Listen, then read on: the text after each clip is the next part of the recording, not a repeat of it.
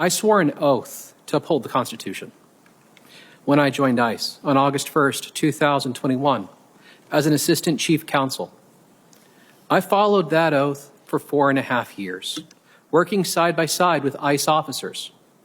And I followed it when I resigned on February 13th, 2026, a little over a week ago, so that I could speak to you today.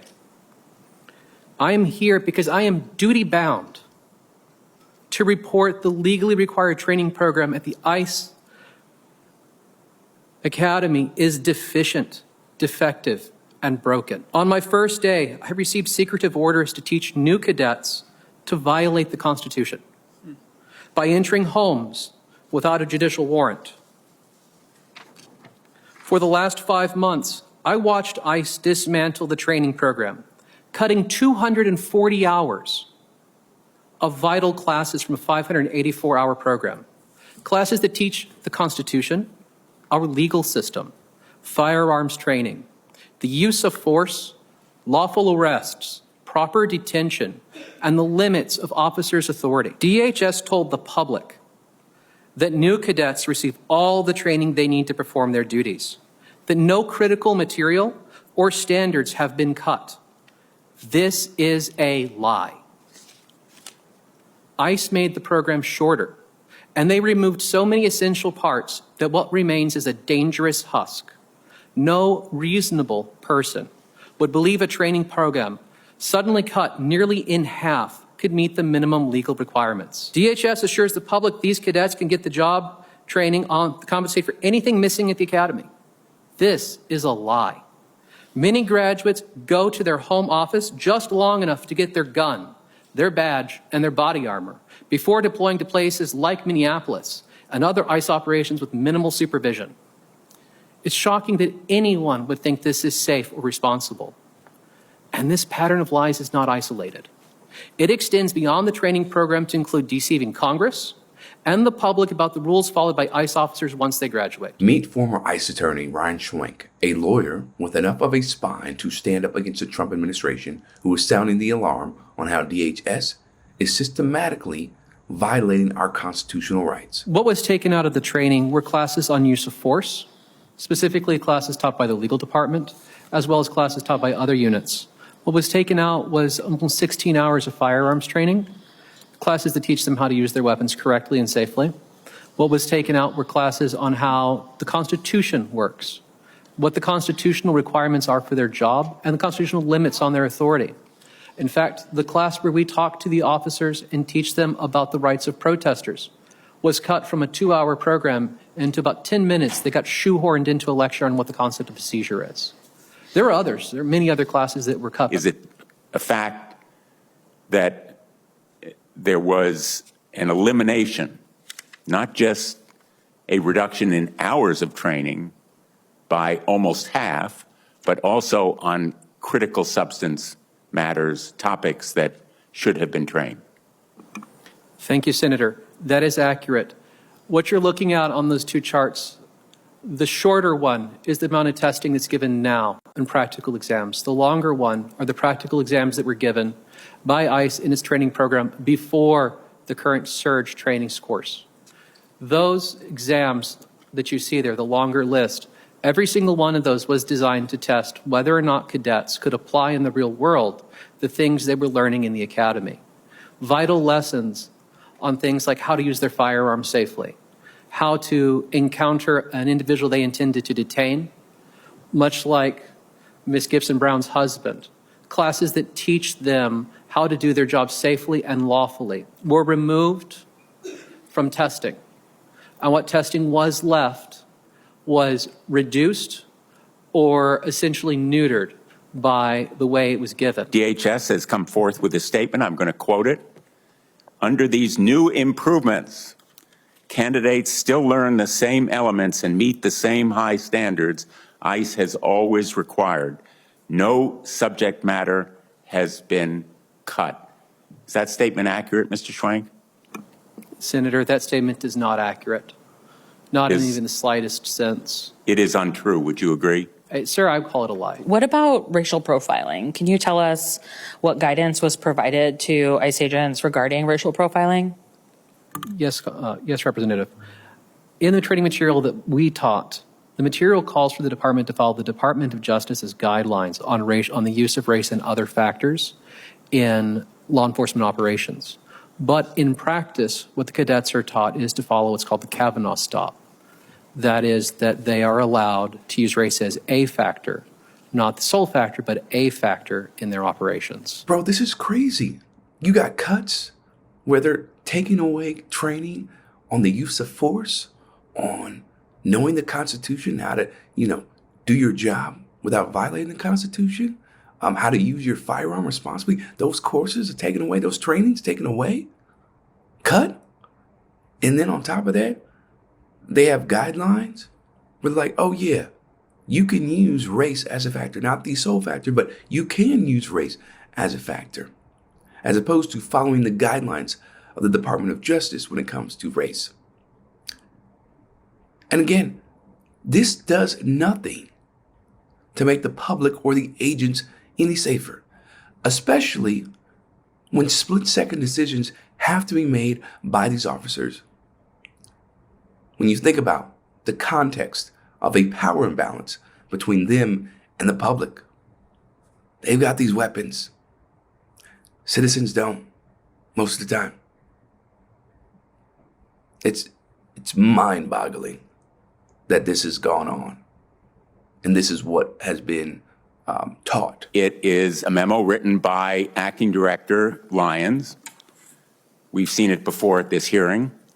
It says, in effect, ICE officers should violate the Fourth Amendment. Were you taught or told that you should train ICE agents in accordance with this memo?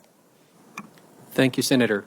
Yes, on the very first day I arrived at Glencoe to teach, I was told that we were to instruct cadets to follow the instructions in this memo, but that we would not write down any of those instructions, that we would not keep a record that we taught it to them.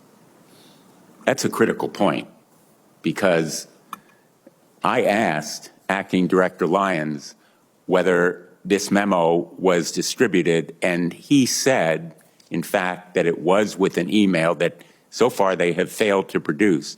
What you're saying is that you were told not to reveal it, correct? Thank you, Senator. Yes, I was told not to discuss this memo. In fact, when it was shown to me, I was told not to take notes on it, that I was not allowed to write down any part of it. And for the record, as an attorney for ICE and someone who routinely receives memos and memoranda issued by the agency, this had never crossed my desk before I arrived at the Academy. So, in effect, you were told as an instructor on the law that you were to train ICE agents how to break the law. I think every American should be absolutely horrified by that fact. And you were not alone. This memorandum was the basis for training ICE agents generally, hundreds, thousands of them during this fiscal year. Y'all, it is so disturbing and absurd for a federal law enforcement agency to order their lawyers and instructors to do something like this, teaching the agents to violate the Fourth Constitution, teaching them to violate people's rights with no care in the world. The Fourth Amendment is supposed to protect the citizens from unlawful search and seizures. But these people are deranged and evil that they would have the audacity to tell their lawyers and instructors to teach this. And then also make sure, there's no paper trail. You can't take notes on this. You know what I'm saying? It's not going to be documented because they went off the books. Like, this is the federal government. I mean, there are a lot of reasons to not have trust in the government. But this is a blatant example of why to have skepticism and doubt about the government protecting their citizens. Again, violate the Fourth Amendment. Oh my gosh. To your knowledge, was this memo ever distributed? Thank you, Senator. To my knowledge, this memo was never distributed to staff in general. In fact, when I came to the Academy in September, I had never seen it despite being a counsel for the agency. I never saw it again after it was shown to me that first time and maybe one other time when it was shown to me. Other than someone physically handing me the document, I never saw it again. And right before I left, I checked the repository where the agency keeps a copy of every official memo and policy guidance that is in effect, and there is no copy of it there. And Senator, I will point out to you, if we look at this document, if we look at it, every memo issued by ICE has a control number. It has something on it that indicates that it is an official policy document and where it falls in the agency's archives. And that's not on this document anywhere. Also, anytime we issue a memo, there is something in the document to control its release, something that says law enforcement only or for official use only, classified, secret, something. And there's nothing on this memo that says that. Nowhere on this memo is there anything that would let you know that this is an official policy of the agency. And to my knowledge, it's never been disseminated as one. It's been handed out piecemeal to people to use when the agency thinks they need to. Which directly undercuts the veracity of Acting Director Lyon's testimony under oath before a congressional committee. The memo was shown to me by my supervisor at Glencoe. It was given to me in person with instructions that I could read it, but not take any notes on it. That I could read it in their presence, and that was it. And that I was going to teach from it, but I couldn't keep a copy of it to reference. And I couldn't document that I taught it to anyone, just that I could read it. You were to train on it, but your supervisor didn't want you to have a copy of it for fear that it might be revealed. And in fact, it was revealed only when whistleblowers came to me, brave and strong as they were, came to me, put their professional careers and personal lives on the line, and said they would reveal it. When you were told to train it on it, I believe that there was some conversation about instructing agents who were your students to follow this memo's policies, not the other written guidance that they might be provided. Is that correct? Thank you, Senator. Yes, that is correct. So what the cadets were told to do was that they had the authority to make an arrest under this memo in someone's home, that they should knock on the door, and if the person did not open, as Miss Gibson Brown's family did, that they could use force to enter that home, reasonable force to execute the I-205 administrative removal order. That's what we were teaching cadets at the Academy.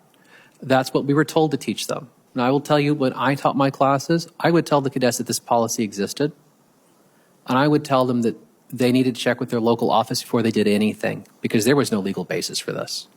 But I did tell them this was the agency policy. Were you apprehensive that a failure to follow this illegal policy might result in demotion or discharge?